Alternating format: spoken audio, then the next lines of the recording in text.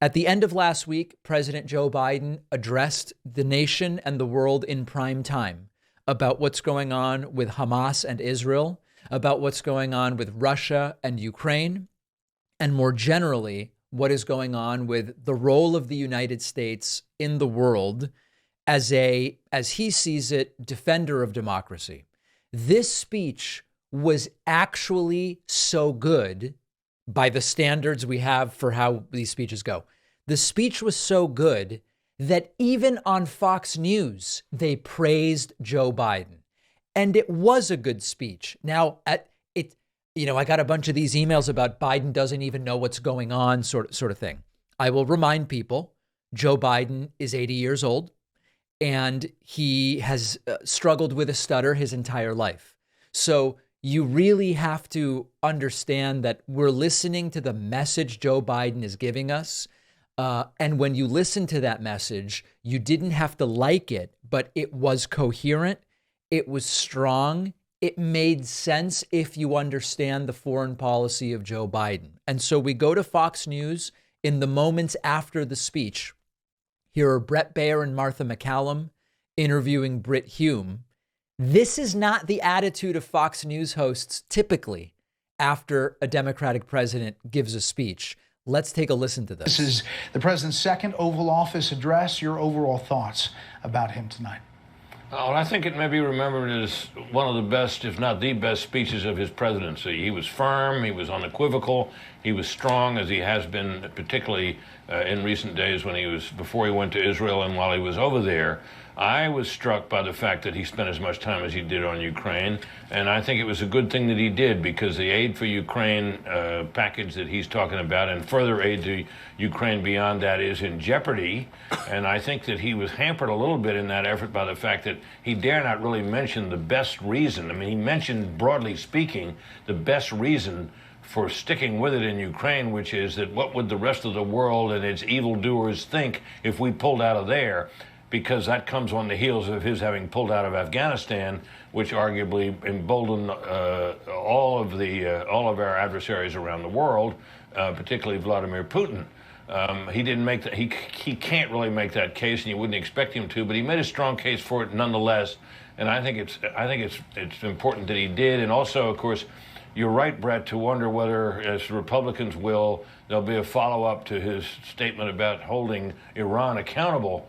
But at least he talked about Iran. He had been loath to do so in his remarks regarding this Israel atrocities since they happened. But tonight, there it was. So on two important counts, I think he did remarkably well and was quite strong, quite firm. Remarkably well, quite strong, and quite firm. Not the sort of review you expect from Fox News of a Democratic president's speech. Now, I generally agree that it was quite a good speech. There was an exception. There was a moment where Joe Biden talked about how lots of American companies are basically like making the bullets that are being sent over there. I get the point, which is, listen, if these are causes worth supporting, if it's a cause worth supporting to support Ukraine's defense against the invasion by Russia, then isn't it better if it also provides American jobs by virtue of the U.S. manufacturing the bullets and the ordnance and, whatever else?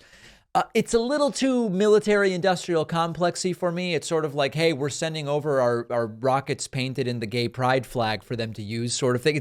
It's like, okay, is this actually what we want when it comes to that sort of imagery? But regardless, overall, it was a good speech. I do think it was extremely smart and accurate for Joe Biden to, even though the impetus for the speech was the terrorist attack by Hamas in Israel, I think it made sense to talk about Ukraine, particularly because there is a sort of fatigue taking place among some in the American public about the support for Ukraine. And that makes sense. It's understandable that there's fatigue. I do think it's important not to miss the reality that it's an extraordinarily good deal to support Ukraine in the way that the U.S. is supporting Ukraine. It's a tiny sliver of a slice of the military budget. It's preventing boots on the ground. And if Russia were to successfully steamroll Ukraine, it is almost certain that those desires would then extend beyond Ukraine, and it might invariably force American boots on the ground to get over there, which I don't want. I don't want the U.S. getting involved in that way. So I think it was intelligent for Biden to wrap this all together. As always, the sort of nationalistic, patriotic imagery and the stuff about the bullets and the bombs or whatever, not my thing at all, as a guy who's extremely skeptical of the military-industrial complex. But I agree with Fox News. It was quite a good speech. Stop letting government and streaming sites control what you can and can't access online. The solution is using a VPN. Our sponsor, Private Internet Access, is the only VPN that's proven multiple times in court that they are not logging your internet activity. Something else that makes Private Internet Access unique is usability. It is lightning fast for streaming and for downloads. You won't have the lags you get with many other VPNs. Private Internet Access also works with all major movie and TV streaming platforms, Netflix, Hulu, Amazon. You can change your country to access content not normally available in your country. Super useful for certain sporting events, awesome BBC content only available to people in the UK. Private Internet Access lets you use IP addresses from 84 different countries and all 50 US states. You can use Private Internet Access on unlimited devices with just a single account. They also have a 30-day money-back guarantee, and they're giving you 83% off with my discount. You can subscribe for $203 a month and get 4 extra months for free. Go to piavpn.com/Pacman. The link is down below.